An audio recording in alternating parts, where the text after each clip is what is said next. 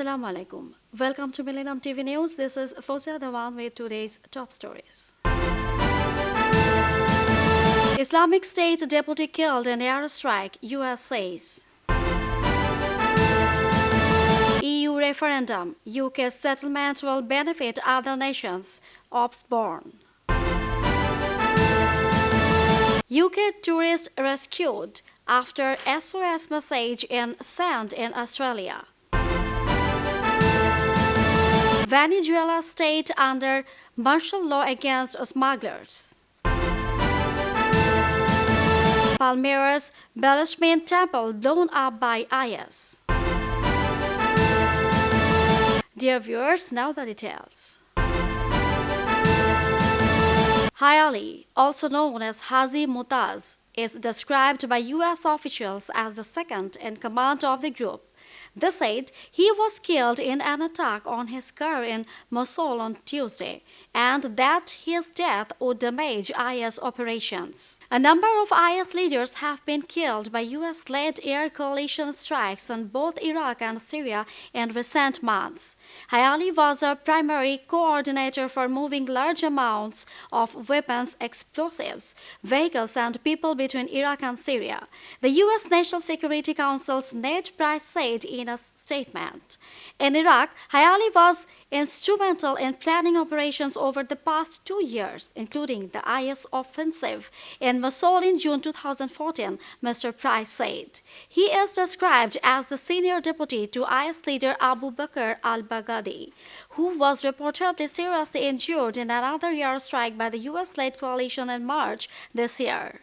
Hayali's death will adversely impact IS's operations given that his influence suspended IS's finance, media operations, and logistics, Mr. Price added. A second IS member who coordinated media, known as Abu Abdullah, was killed in the same airstrike as Hayali. It comes several months after Iraqi defense officials declared another IS second in command, Abdul Rahman Mustafa Muhammad, dead in an airstrike in northern Iraq. Muhammad, also known as Abu Ala al-Afari, was killed inside a mosque hit by a strike in Tal Afar in May, they reported. At the time, there were unconfirmed reports Afari had taken temporary charge of IS operations amid reports IS leader Baghdadi had become incapacitated.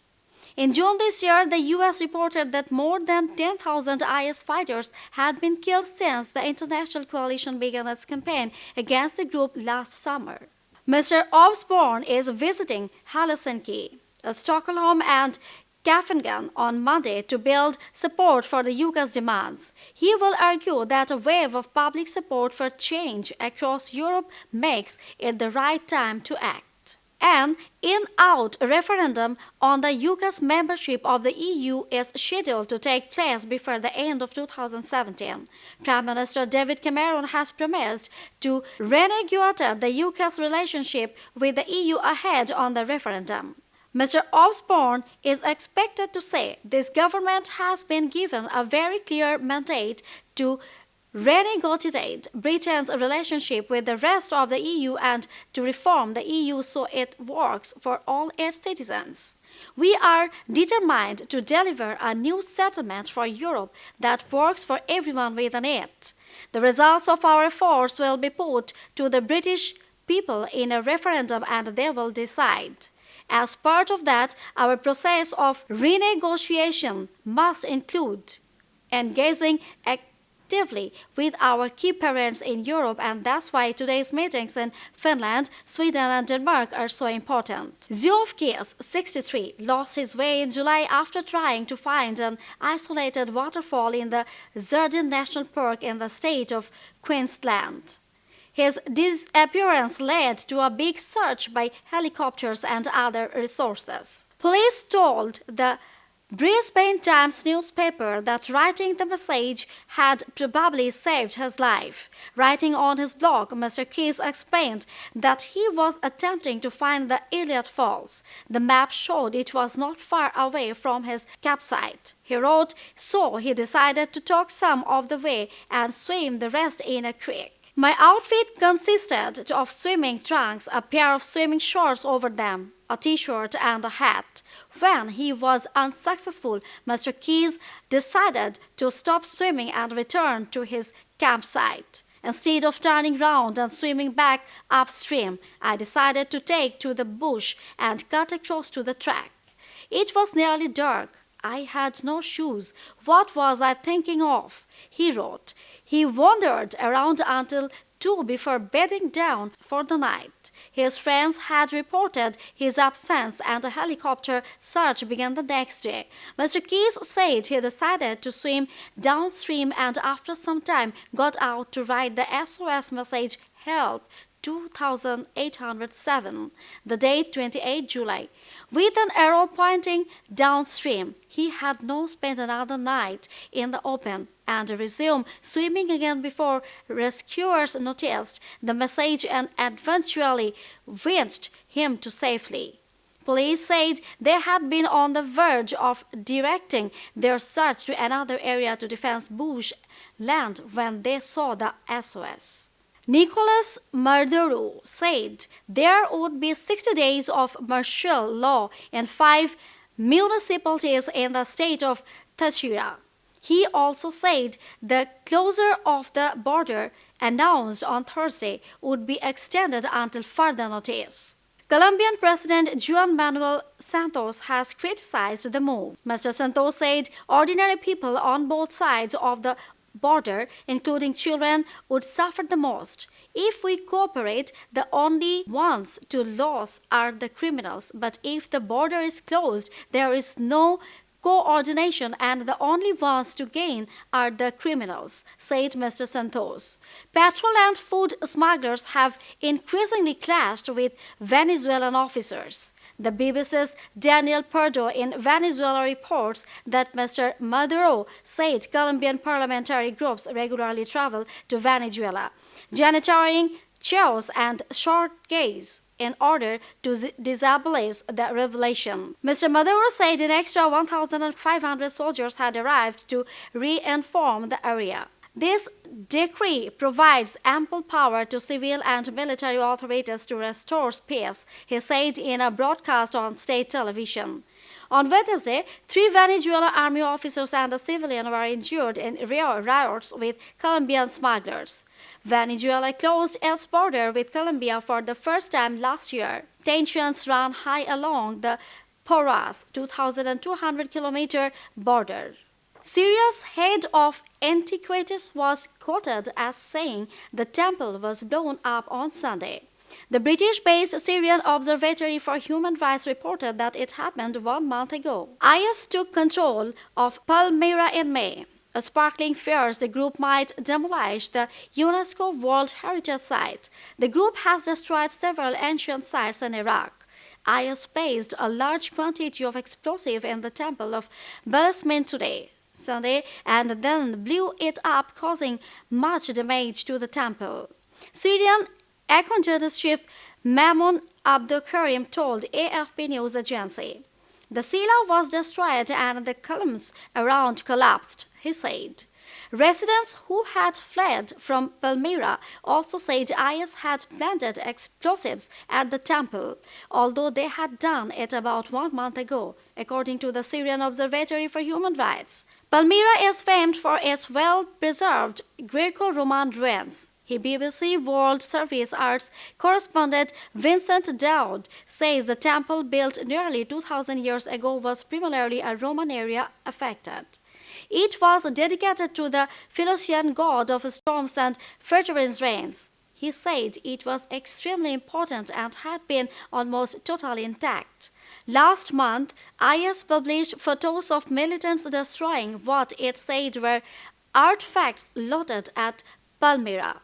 A week ago, it emerged that the archaeologist who had looked after Palmyra's ruins for 4 decades had been beheaded by the militant group.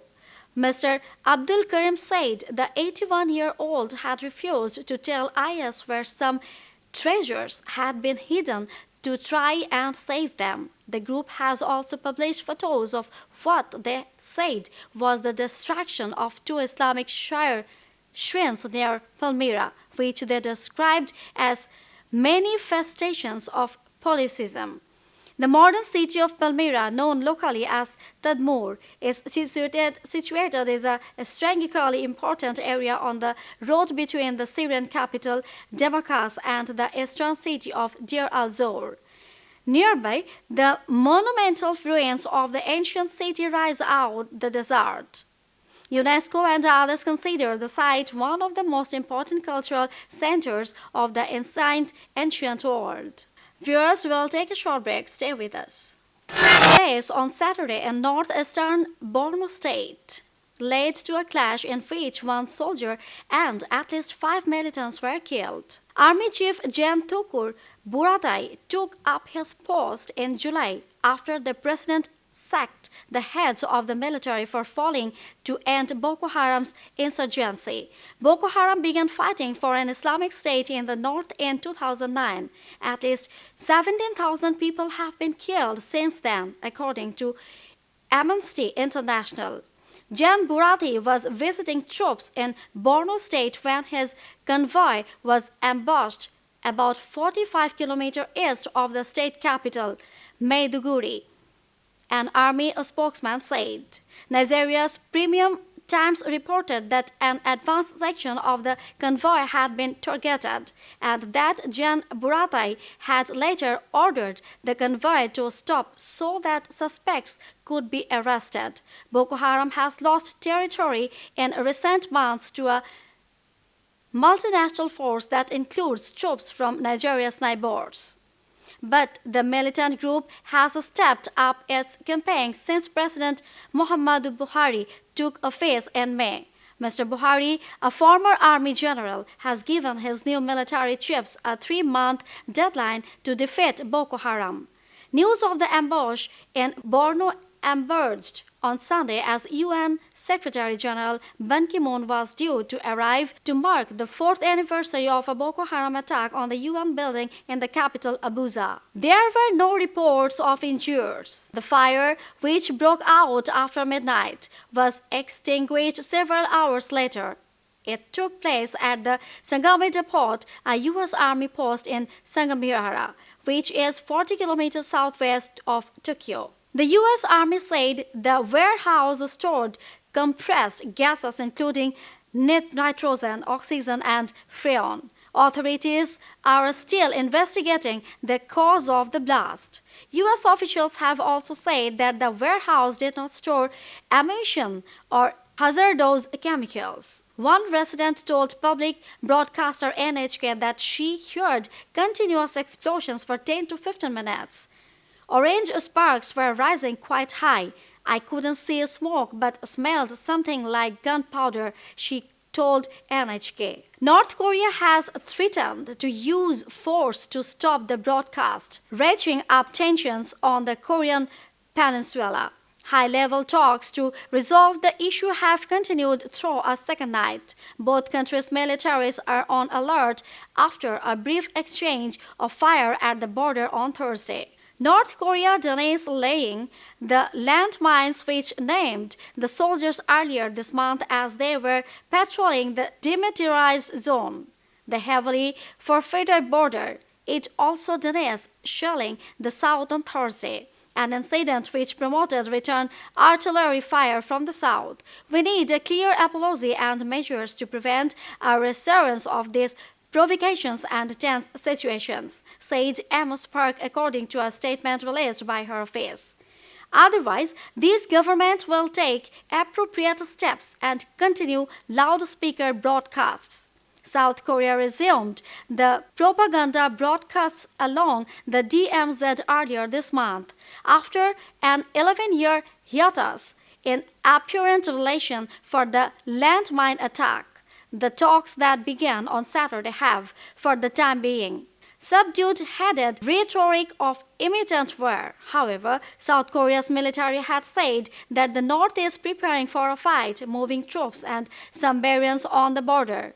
The two Koreas remain technically at war because the 1950 to 1953 conflict ended an armistice, not a peace treaty. Speakers at a discussion have recalled the contribution of father of the nation Bangabandhu Sheikh Mujibur Rahman, saying that he was not only an architect of the independence but also a symbol of immortal ideology. They said father of the nation dedicated his whole life for the welfare of the people, and all the Bangladeshis would remain indebted to his love and sacrifice for the nation.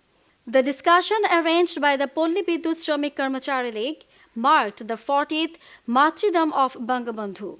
Chairman of the Parliamentary Standing Committee on Finance Ministry and former Food Minister Dr. Abdul Razak, Awami League Labour Affairs Secretary Habibur Rahman Siraj, Central Executive Committee member Sujat Rai Nandi, Jatiyo Shramik League President and General Secretary respectively Alhaj Shukur Muhammad and M. Shirazul Islam.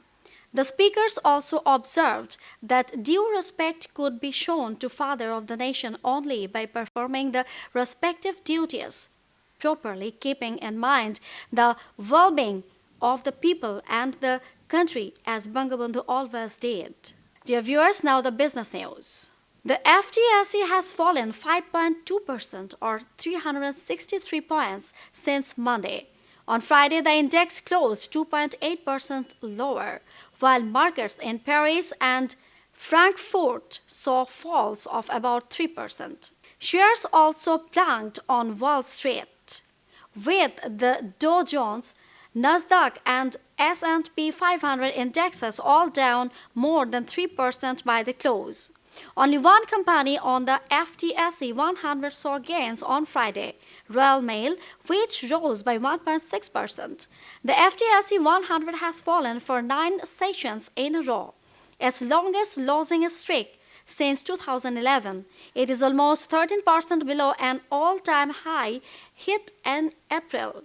In the US, the S&P 500 suffered its biggest daily percentage drop in nearly 4 years on Friday, losing 64.8 points or 3.19% to 1,970.89. The Dow Jones Industrial Average fell 3.11% and the Nasdaq dropped 3.52%, as well as global stock markets. US oil prices also divided on Friday, with New York crude dipping below $40 a barrel for the first time since the financial crisis and marking its longest weekly losing streak since 1986. Earlier, data from China indicated factory output in August shrunk at its fastest pace in more than 6 years.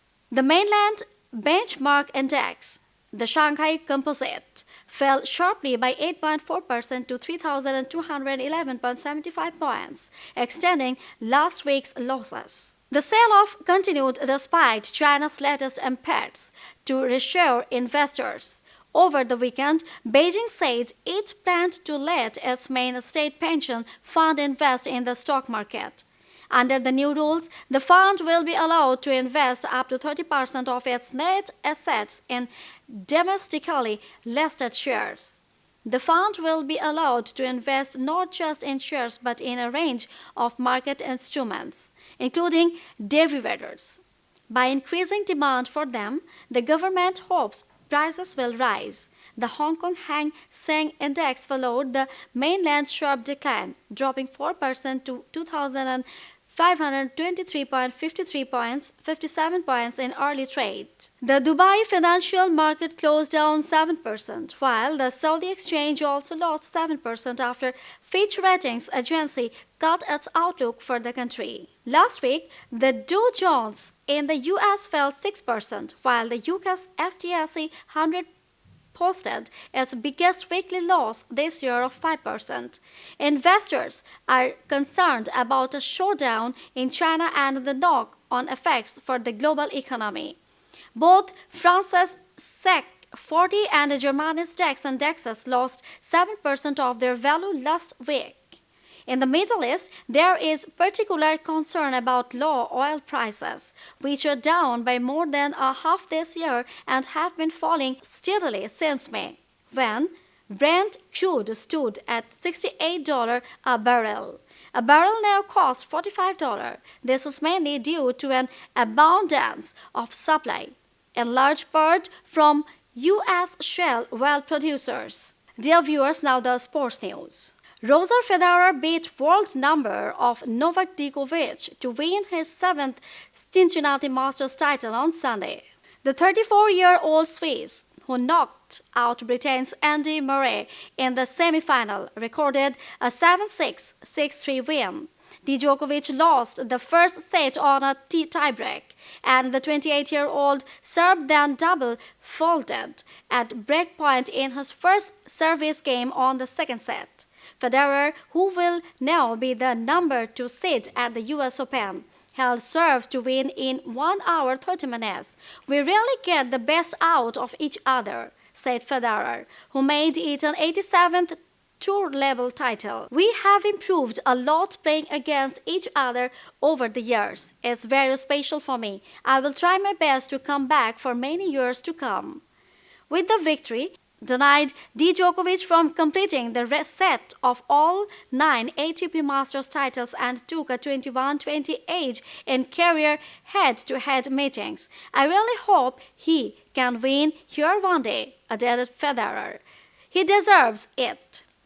The win will also give Federer confidence going into US Open, which begins on 31st August, where will be seeking a 6th title at Flushing Meadows and his first since 2008. The tourist took England's 4 remaining second innings wickets either side of a 3-hour rain delay to win by an innings and 46 runs. Peter Siddle made the breakthrough when he trapped Mark Wood LBW for 6 before Josh Butler chipped Mitchell Marsh to mid-off for 42. When play resumed in mid-afternoon sunshine, Siddle bowled Stuart Broad for 11 and had Muin Ali caught behind for 35 to finish with 435 as England were bowled out for 286. The defeat had no bearing on the destination of the Ashes, with England captain Alastair Cook lifting the iconic URN after his team won the series 3-2. The Horse underdogs coming into the series. Viewers, let's have a look Millennium TV News recap. Islamic State deputy killed in airstrike, US says. EU referendum, UK settlement will benefit other nations, Osborne.